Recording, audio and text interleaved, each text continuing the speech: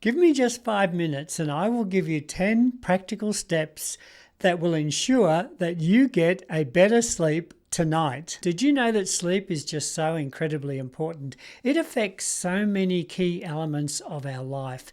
It affects our physical health and well-being. It affects our mental state and the way we think, what's going on in our mind. It affects our cognitive ability to understand and to process things. It just affects so many things, and it is vitally important that you and I get good sleep every single night. If you stay till the end of this video, I'm going to share with you my own personal evening routine that I established some months back when I started Carnivore, and this routine has helped me improve my sleep quite dramatically. But first, let me get to these 10 steps, 10 things that you can do to make sure that you sleep better tonight than you ever have before. Step number 1 is to maintain a regular sleep schedule. By this I mean that you need to go to bed at the same time every night and get up at the same time every morning, even on weekends.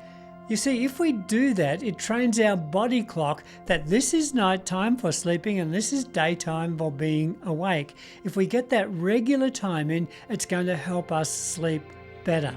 Step number 2, create a relaxing bedtime routine.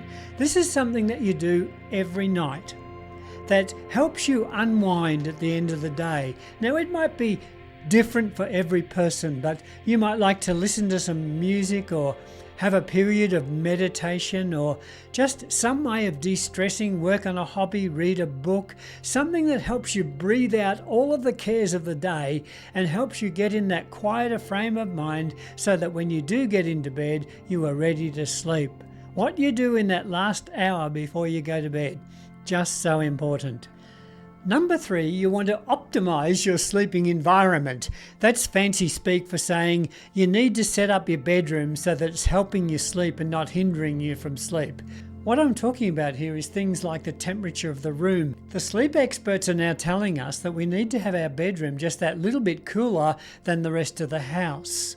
We also want to do all that we can to make sure that the room is dark, that there's no light coming from anywhere, especially those annoying LED lights from clocks and things, and that we have the room as dark as possible and also as quiet as possible. Now, to do that in your setting, it might be challenging. Maybe you've got to get block-out curtains or some earmuffs or whatever you have to do to get your room cool, dark, and quiet, because they're the 3 things you need in your room to help you get the best sleep. Number 4 is you want to limit screen time before you go to bed, particularly in that last hour or so. You see, our screens emanate that blue light, and that blue light has an effect on our melatonin, that is a sleep hormone that helps us sleep. It's so damaging if we're taking in those blue rays immediately before we go to bed, or even worse, waking up in the night and scrolling on our phone through the night and getting even more of those blue rays, and therefore making it even more difficult to sleep. It becomes a vicious cycle. So what you want to do is turn off screens at least an hour before you go to bed. Number 5 is this: be careful of what you're eating and drinking before you go to bed. They tell us that we should not be eating anything at all in those last 3 hours before we get into bed, because if we do, it's obvious, we're going to go to bed with food still in our stomach that's being digested, and that digestive process is going to take away from our ability to sleep. So try to not eat anything for 3 hours before you go to bed. The same with drinking coffee or even a glass of wine. Those things have great potential to limit our sleep capacity, and it's better off if we can put them aside for that time. Number 6 is, during the daytime, get some regular exercise. Now, I'm not talking about anything really crazy here. I'm not saying you have to work out in the gym for hours or whatever. It could be something as simple as going for a walk or a bike ride. Anything that gets you outside with your limbs moving and air in your lungs is going to help you sleep better when you get into bed at night.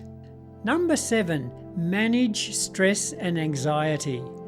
You see, nearly everybody today suffers some measure of stress or anxiety in their lives, but that stress and anxiety can really play havoc with our sleep. So we want to do everything in our capacity to make sure that we're not going to bed stressed or we're not going to bed anxious.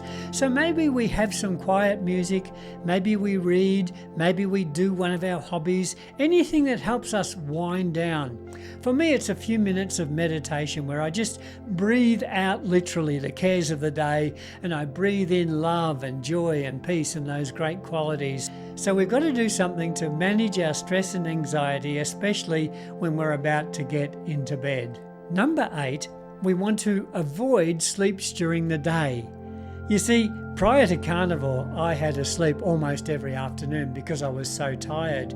But when you sleep during the day, it's going to mess up that circadian rhythm that they talk about, that your body learns when it should be awake and when it should be asleep. And if you have a sleep during the day, it only confuses that rhythm and makes it more difficult to make sure you get proper, deep, meaningful sleep when you go to bed at night. So try to avoid the daytime naps. Number 9 is this: you want to get outside and get some fresh air. Look, I was talking about this earlier when I was talking about exercise, but how important is it just to get outside?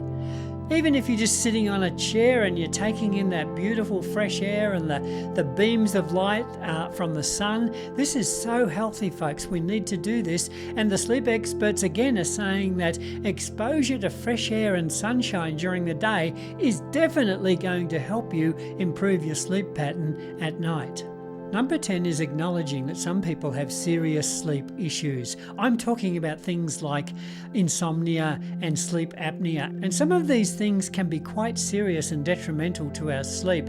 And you might need some professional help. So if you're suffering with any of those things, I would really encourage you to go and see your doctor and hopefully get a referral to a really good sleep specialist that's going to help you get over this. The point is here, don't just get used to it. Don't just say, that's the way I am.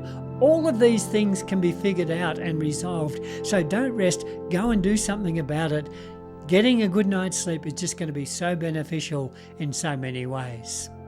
Well, that's my 10 tips. As promised, I wanted to share with you my own evening routine. This is something my wife and I have been doing for some time now, and I have found that it really helps me sleep a lot better at night. We eat 2 meals a day. The first meal of the day is about 9 o'clock. The second meal of the day is about 2 or 3 o'clock in the afternoon. Now, doing that means that we not only enjoy all of the benefits of intermittent fasting, and that's another topic on its own for another video, but it also means this: our evenings are free. Our evenings are not cluttered by cooking food, by eating food at the table, by clearing away dishes and washing up dishes. All of that is already taken care of earlier in the day. So at about 5:30, what we do is we sit together on the couch and enjoy just our favourite time of day, where we will sit together and maybe watch a movie or a couple of our TV shows that we want to catch up on. It's sort of our special time. And then about 7:30, what we do is we put the TV off, we put the computers off, we put our phones off, we actually put them right away, and we just have some unwind time. I put some music on at that point. It's almost for me like going down memory lane and reminiscing on all the great music we listened to years ago, and it's a very enjoyable time. Also at that time we might read a book, or we might just sit and talk together and reflect on our day and upon our relationship, on what's happening in our lives and what's happening with our kids and what are our plans for the future. And it's just that beautiful unwind, relaxed time, so that when it's time to go to bed, we are relaxed and ready. We hop into bed right on 9 o'clock every night, the same time every night. And we sleep right through till 6 o'clock in the morning. And at that point, I start my morning routine, but that's a topic for another video. Doing this has helped me improve my sleep from 5 to 6 hours a night, right up to 8 to 9 hours a night. And that has made a tremendous difference to me in so many different ways. I'm never going back. It's so important we learn how to sleep properly. Look, friends, if you're listening to this, I would love to hear from you. How do you get to sleep at night? What are your strategies? Please write something in the comments and tell me how you get on. And if you've got any ideas that I might have overlooked, I do read every comment, and I do undertake to reply to every comment, both on our YouTube channel and on our Facebook group, The Carnivore Pensioner. So please write something, and I love engaging with you.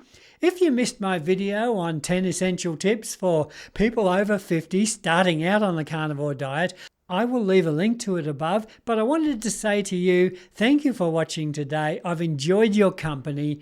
Join us on the next video, but until then, keep telling your story.